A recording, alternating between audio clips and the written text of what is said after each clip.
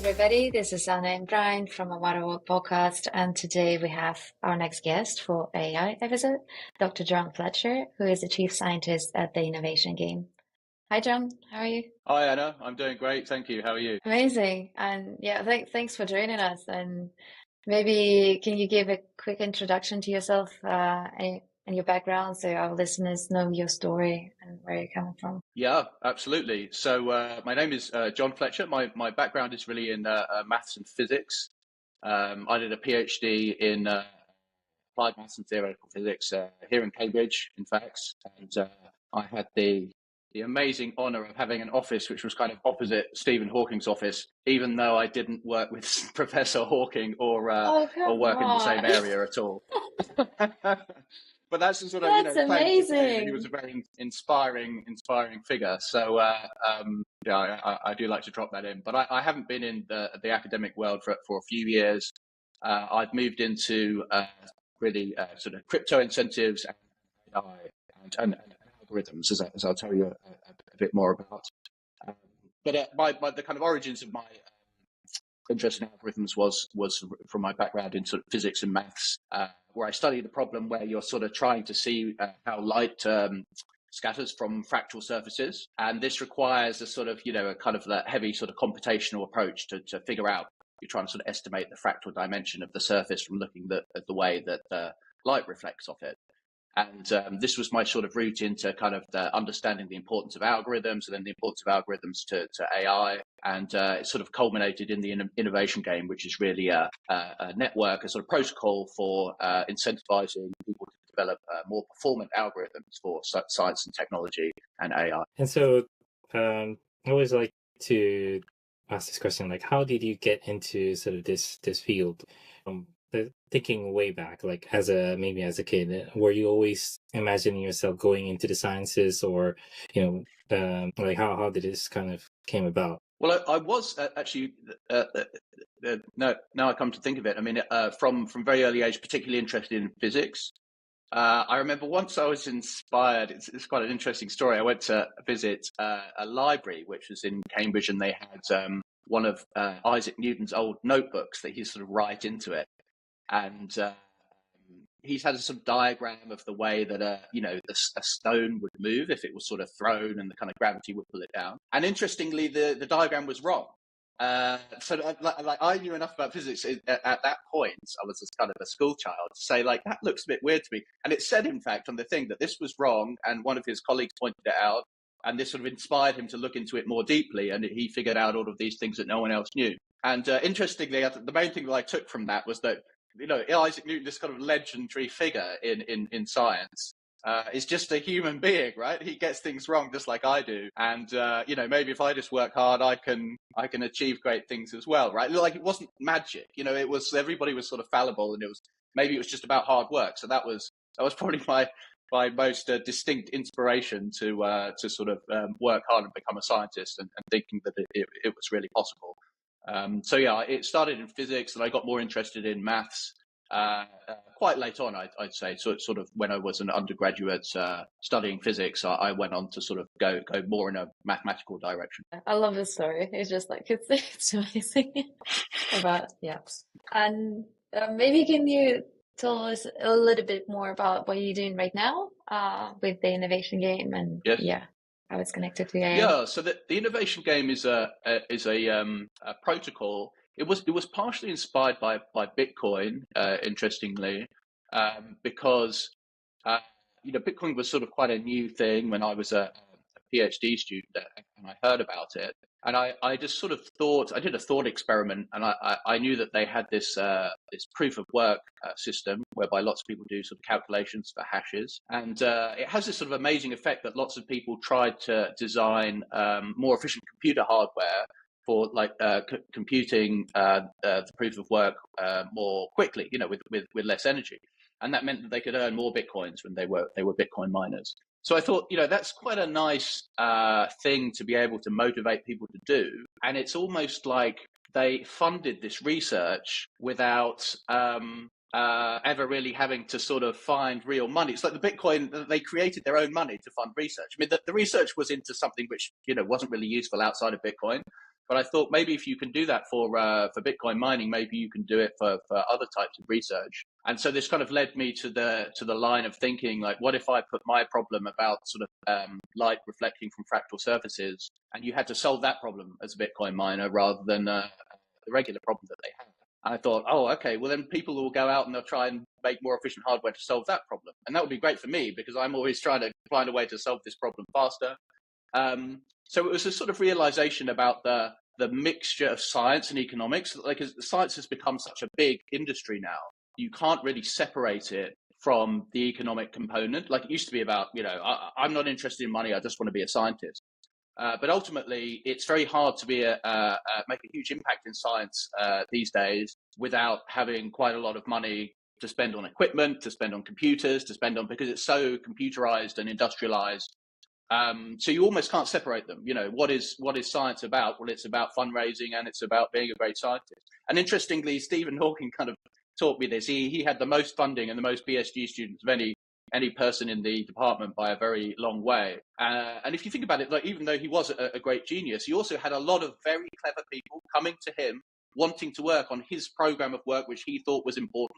So that ability to attract funding was, magnified his impact and made him a more impactful scientist. So it wasn't just about his brains in the end. It was also about his sort of charisma and his, maybe business acumen and fame and all this sort of stuff. It was all mixed up. I felt it was inextricably linked. So that's when I started to think about the economics of science. So I think one of the topics that we want to touch on as well is like what the impact of AI is on the field. Can you tell us about how some of maybe your projects are either leveraging AI or you're using those incentives to advance, I guess, specific areas in AI? The AI itself is a very broad field, and LLMs are receiving a lot of attention. But are you working on sort of some of the other classical methods in AI? Yes, it's a great question. So the way that AI really is affecting the innovation game and what we're really interested in, sort of algorithm development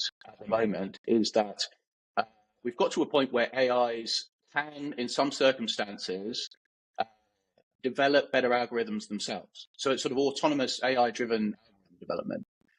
And this is extremely topical because, in fact, I think maybe it wasn't really much more than a month ago, Google DeepMind published a paper about a system called AlphaEvolve. I don't know if you heard about it.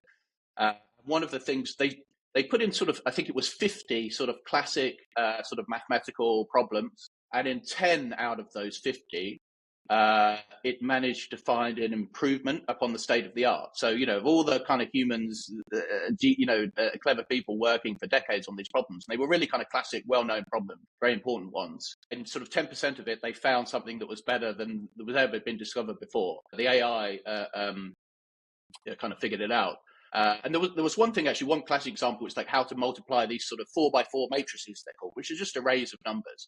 And this is such a basic mathematical operation, and it's done in, it'll be in every computer, it's in every AI, because even if they have bigger matrices, they break them down into sort of groups of 4. And for 50 years, everybody assumed that they had the very fastest way of doing it. You could do it in, I think, 74 operations or something. And AlphaEvolve found a way of doing it in 72. So this is plateaued for 50 years, and suddenly they gave it to the AI, and to their amazement, it found a more efficient algorithm for doing this incredibly important thing, which everybody sort of assumed maybe had been, there was no more kind of juice to squeeze out of it. There was no way to make it faster. So it seems like we are potentially on the cusp of a new era where AIs are looking at these classic algorithms and mathematical problems, and they're going to make progress even in areas which had sort of plateaued for a very long time. So we're looking at really engaging AIs sort of mainly to attempt to develop more performant algorithms and submit them to the innovation game, which is a sort of a system of incentives that I can tell you a bit more about in a moment. But it would be almost equivalent to mining for algorithms. Again, I kind of talk about this mining concept where people have set up machines all around the world and maybe try and find inexpensive sources of electricity and really sort of like run these computers on an industrial scale. And for those computers to be searching, the space of possible algorithms for more efficient ones, that would be such a kind of fantastic boost for science and technology, because these things lie at the bottom of everything. Even AI itself, in fact, is very. You might have heard of the transformer architecture, which is really what gave rise to the current AI boom. Was a sort of a new algorithmic method called the transformer, which relies on something called the attention mechanism. And that, overnight, it was a sort of roughly 100 times more efficient with the same hardware, the same electricity, the same computer. You could train AIs 100 times more efficiently because they found a better algorithm. And that's the sort of power of algorithms, and that's really why we're focused on them. But the innovation game, it focuses on algorithms for AI, but also algorithms applicable to medical applications, other sort of optimization problems, in sort of medicine and logistics and all sorts of things. So it's not just AI, but the AIs can search for the algorithms too.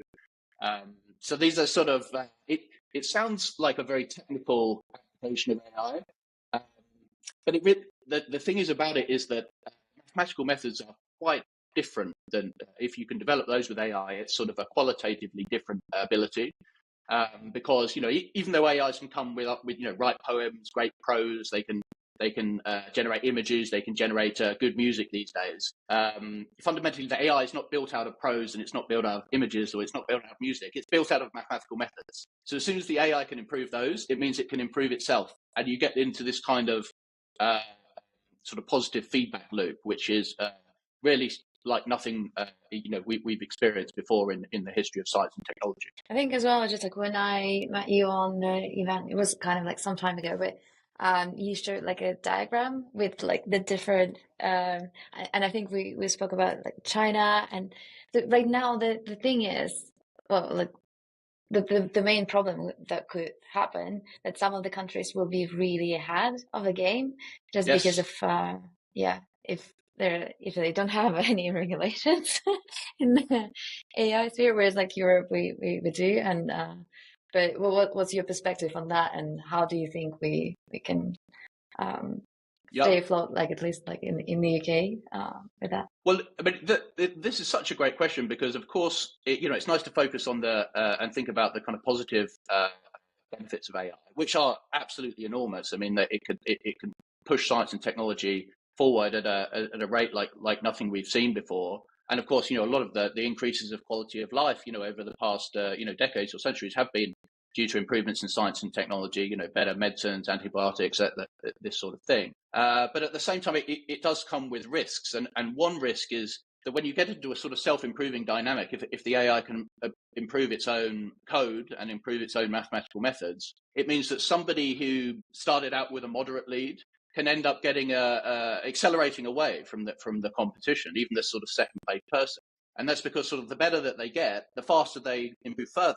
So normally you have this kind of action-reaction dynamic where, I don't know, maybe a company gets big and dominant, but then it becomes a bit bureaucratic and slow. And, maybe they become risk-averse because they don't want to take so many risks because they're comfortable. AIs don't really work in that way. Like, they don't really have bureaucratic problems in the same way that, human-oriented organizations do. And they can become very big in terms of very powerful and very, even accumulating a lot of wealth, without having to accumulate large numbers of employees, which is often what causes the sort of bureaucracy and makes them sort of less nimble than startups, for example. So it really is a kind of like a dynamic that like nothing we've ever seen before. One thing about capitalism, I mean, it's come up with some great things, but it's always caveated with you don't want to have monopolies. Because what happens with monopolies is they shut down all of their competition, and then there's no reason to try harder. Why would you really want to push to develop better and better products when you have no competition, because they've all been run out of business because they can't compete? So something with when AI is driving science and technology, and maybe AI is advising people about how to run their companies and so on and so forth, and allowing them to have fewer workers because it's do the jobs of a lot of workers. This risk of monopoly and sort of unreasonable dominance becomes the problem. So it's a very strange thing to think. Normally, we're always thinking about, what's the problem? We want to cure cancer. We want to accelerate technology. But here, it's like it's not like what the AI can do. We want it to do more and more things. The problem almost becomes like we want it to be able to not do certain things. And that's not normally what you think about in technology. You normally want to give it extra abilities.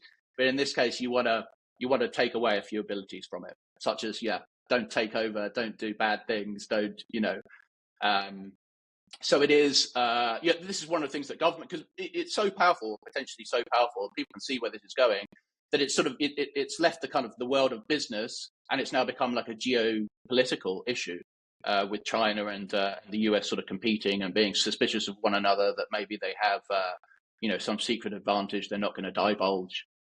So they really are quite amazing times in which we live. So I'm also curious a little bit more about how the innovation game solves these problems. Like, so in I guess classic blockchain examples, miners solve sort of imaginary problems to get those little tokens as reward. Like, so how does it work with the innovation game? Are each sort of problems that you present very unique and to their own right? Are they specific to problems, or like how does it work? Yeah, that's a great question. So it has multiple problems, which we call challenges in the innovation game, and it can have potentially hundreds, even thousands of these challenges. At the moment, we're still very early. We have 5.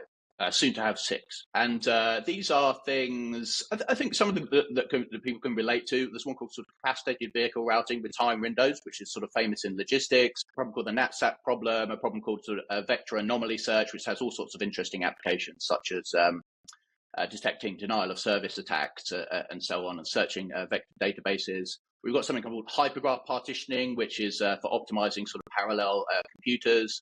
And very soon we're bringing on something called non-convex optimization, which is really what they use to train neural networks. So it's stochastic gradient descent is what they call it. You have a multi-dimensional surface and you try and find the quickest way down it. And again, it sounds very abstract, but they're highly practical problems used in sort of very profitable industries, such as the AI industry and the LLM industry. And we're looking to add sort of many, many more. We've got sort of medical related problems and so on lined up. And what people do in the context of the innovation game, so we have a kind of class of participant called a benchmarker, but they're really closely analogous to a sort of proof of work crypto miner. And what they do is they solve randomly generated instances of these problems. So this is a very important point, because it's not like we're feeding in instances of problems that we want to solve, or some scientist says, I want these problems solved, can the innovation game do this for me? The problems themselves, they're qualitatively the same as the ones you find in the real world, but in fact they're completely randomly generated.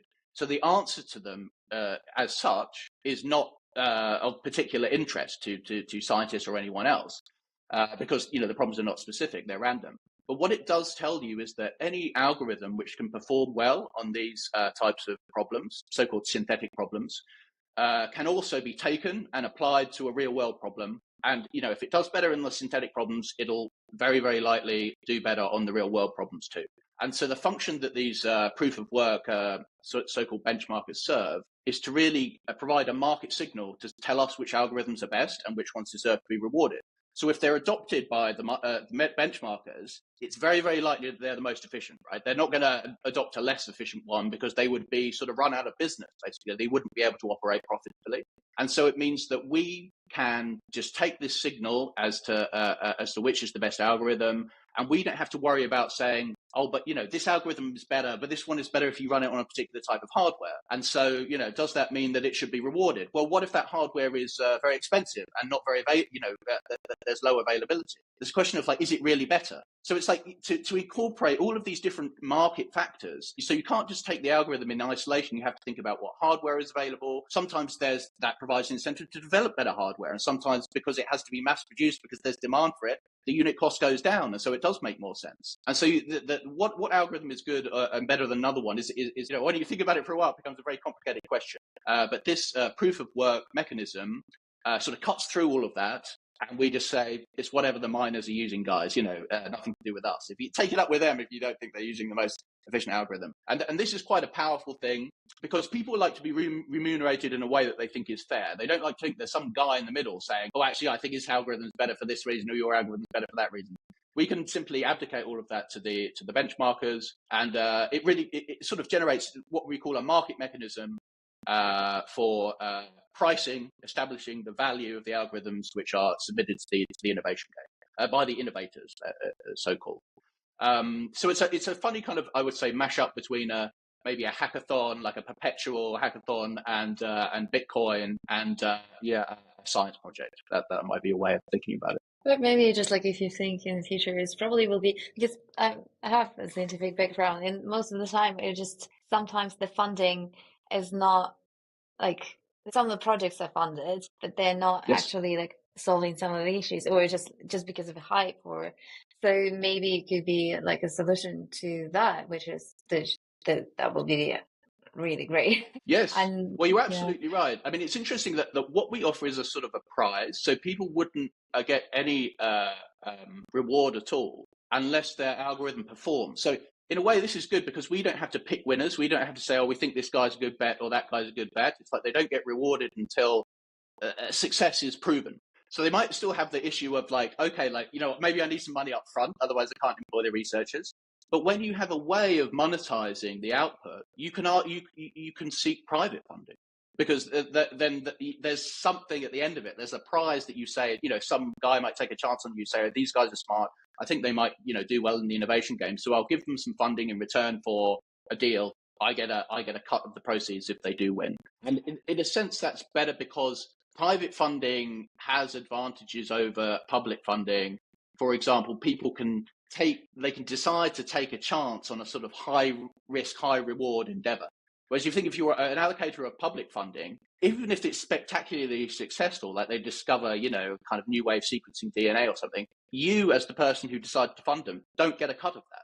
So your upside is limited, but your downside is almost unlimited. Like you fund too many things, they go wrong. So this is where risk aversion becomes a problem in fundamental science. And so this is one thing that we hope to address with the innovation game. So, I mean, based on what you're saying, it sounds like the miners themselves are putting a lot more effort into, I guess, coming up with these algorithms. Is there also sort of a community where you share some of the results so everyone is kind of roughly on the same level? Or do you feel like there's a bit more competition or something, people kind of hiding a couple of their own secret sauces? No, it's a great question. How So has the it worked natural out in practice? incentive, it's an excellent question. Like if you had a better algorithm and you were able to mine more efficiently, you'd be incentivized to keep it secret, right? I mean, you want to maintain your advantage over your competitors. It's highly competitive. What the innovation game does is it requires the algorithm that you use to be made public, and we have a way of checking, in fact. So they would naturally not want to share these things, but in our case, you're compelled to do so. If you want to earn rewards with your algorithm, you have to make it public, open source, and you also have to give a license, basically a right for other people to take it and build on top of it and improve it. So that means everybody is always starting at least at the same level. And so it's less likely that you get this issue of this compounding advantage that we talked about, like I mentioned before, where some guy has a better algorithm, but then because he's starting at a higher level, he's more likely to make a better one still, and it starts to feed into itself. And in the end, you get this sort of centralization. Everybody else just gives up, right? Because they can't compete. This is not good for science in general. I mean, this is one of the reasons why the open ethos of science is very positive. And indeed, one of the biggest arguments for public funding of science, like for all its faults and inefficiencies, publicly funded science normally comes with the condition that because it's public money, you have to publish the results. And because the stuff is so fundamental, it's very important for these things to be open, because otherwise people start getting really quite potentially unassailable advantages from knowing, you know, fundamental techniques that other people don't have access to. So in the innovation game, we very much sort of didn't want that to occur. And so it's built in a way whereby you're compelled to share your algorithm if you want to, you know, earn rewards from it in the innovation. And do you have any additional kind of like hopes and predictions for like the future of AI and science and the innovation game as well? And maybe if you have additional sort of like advice for anyone? Well, absolutely. I mean, so my hopes and predictions is that, I mean, I wouldn't say this was a hope, but I think there's inevitability. The focus will shift, and you'll start to see this publicly, on people trying to build better self-improving AI. So until now, a lot of it has been about sort of desirable end user applications, products, like people like it that it can help them with their writing or generate images or music and so on. But the self-improving AI is more of, it's not really so much of a consumer-facing thing. It's more of a thing that a company wants to have, because then they can have better algorithms to to stay in touch with their competitors. And one of the things we want to do with the innovation game is to mean that when they do find a better algorithm, they send it to the innovation game. And so everybody has a sort of common layer of fundamental technology that they can build on top of. And this is in order to prevent this sort of issue of kind of monopolies and undue dominance that I said before. And so, this is kind of the innovation game sort of main focus. I would say, in terms of kind of advice of what to pay attention to, again, I would say pay attention to these AIs where it's an AI, but like an LLM is just one component of it, like a very important component, but it's a bit like, an engine in a car. Like a car is a lot more than just an engine, if you think about it. You can have active suspension and anti-lock brakes and all of these incredible, tire technology and stuff like that. So it's like the LLM is a bit like that. It's very, very important, but it's far from everything. Aerodynamics and all this sort of thing. And so I would say, advise people to sort of, people who are technically minded at least, to pay attention to the sort of the wider ecosystem, the wider sort of system in which the LLM sits. And in terms of, people using it in their everyday business, I would just say you've got to go for it, because otherwise you'll be out competed, like it or not. And I think some people have very kind of legitimate concerns about the sort of ethics of AI. And, the fact they don't like it, or it's getting too prevalent. But I would simply advise people to think about those issues at the same time as adopting it wholeheartedly in your business, because otherwise, if you get out competed, you can't affect the world and sort of push the change that you want to see. So I'd say sort of adoption is pretty much compulsory at the moment. Maybe not for people who arrange flowers or something like that for a living, but for most people, I would say it is. And unfortunately, we are reaching the end of the podcast, so I think that's probably a good place to end. But I'd like to leave the last minute or so for yourself, John, for any last words to our listeners, and also, where can people find the innovation game, and how can they sort of keep up with the latest news? Where can they find you? Yeah, they can find us. Probably one of the best places to follow us is on Twitter, on X, at TIG Foundation, or my handle is Dr. sort of Dr. John Fletcher. So that's it's a good way to keep up with very current news. Our website is tig.foundation, so TIG.foundation, and there's loads of particularly for more kind of technically minded people, guides about how to play the innovation game, how to get involved, what kinds of mathematical problems and algorithms and areas of science are suitable. I'd just love to hear from anybody who has some ideas in that direction. But for sort of more introductory things, I would say maybe check out my X account, because they have a nice feature where you can publish articles, and I've got a couple of articles about the innovation game. So that might be a nice gentle introduction for people who just want to learn a little bit more in a non-technical way. Cool, amazing. We'll include all of the links to the description, so you just click on that. But it was a pleasure to have you here, and I would like to talk more with you. Maybe in the future episodes. Yeah, absolutely. We can talk again and talk about what's changed in a few months' time or something, maybe. Absolutely. It would be a pleasure. Hopefully we'll get to see we'll hopefully get to see like about 50 more challenges or something. Yes, as the pool of the library grows. Yeah, this is the main focus. We're trying to scale the challenges, and we have this sort of role called a challenge owner now, so people can create challenges much more independently of us. So this is a kind of big push. Oh, wow, sounds great. Well, looking forward to hearing more in the future then. And fantastic. Thank you to all the listeners for listening to this point, and have a great day. All right. Thank you. Great. Thank you very much. Thank you. Bye. Bye for now.